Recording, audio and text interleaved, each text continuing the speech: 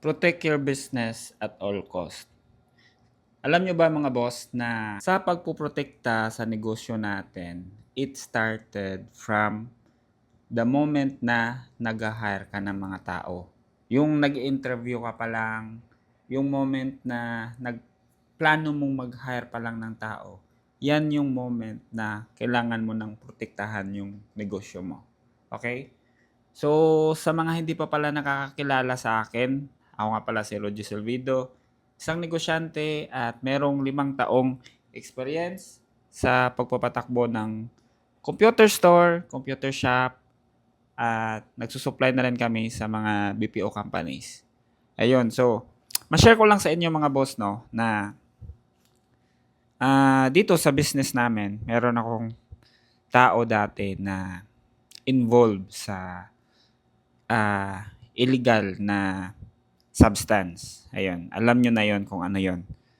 Kahit na productive siya, kahit na sobrang galing nun, pero kailangan ko siyang i-let go dahil punot dulo niyan, ayaw kong mabahiran yung negosyo ko ng ganong gawain.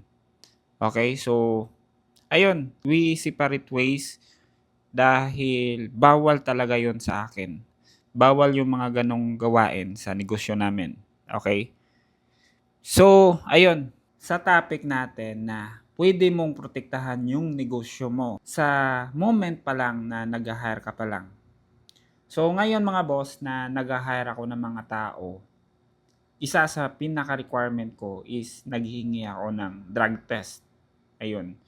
So, ngayon ko lang napansin pala mga boss na every time na meron akong naha-hire, especially sa mga computer technicians, ito siguro mga 6 na beses na nangyari.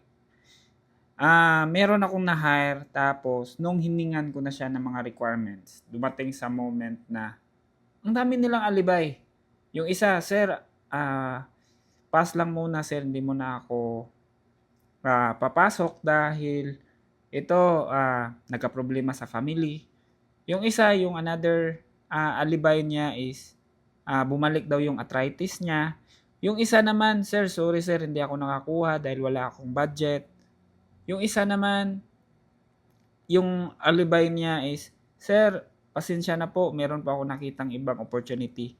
Alam niyo yon. Pero kung ikaw, alam mo yung ganong gawain, nakikita mo na kung anong klaseng tao yung mga yon. So, yun yung yun yung lessons na ibigay ko sa inyo every time pala na mag-hire tayo. Kaya pala yung mga malalaking companies, kaya pala nire-require nila na dapat merong drug test dahil diyan mo makikita kung malinis ba talaga yung mga tao na hina-hire mo.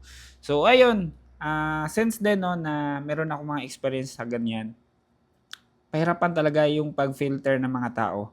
Hiningan ko ng yung mga requirements na mahirap talaga. Dahil every time na ganon, ang daming rason ng mga aplikante. Bakit hindi sila natutuloy?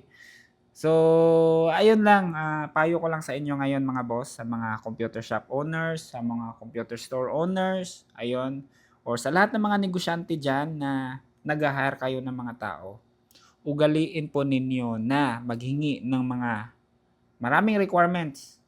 The more na mas mahirap, mas maganda. Doon mo na-filter yung tamang tao sa negosyo mo. Okay, so ito saglit na lang to. Pero yun lang yung message ko talaga. Protect your business at all cost. So it will start sa pag-hire pa lang ng mga tao. So alam natin na sa mga startup business kagaya sa amin, tayo bilang founder, tayo bilang may-ari, isa tayo sa nag-hire. Meron tayong say kung sino yung i-hire natin. So, be vigilant, be observer.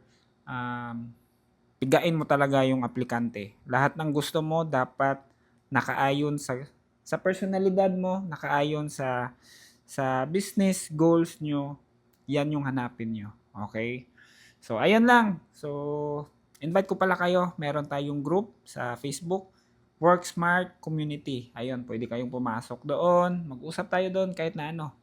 Ayun lang. And then, always remember mga boss to always work smarter, not just harder. Takits mga boss! Bye-bye!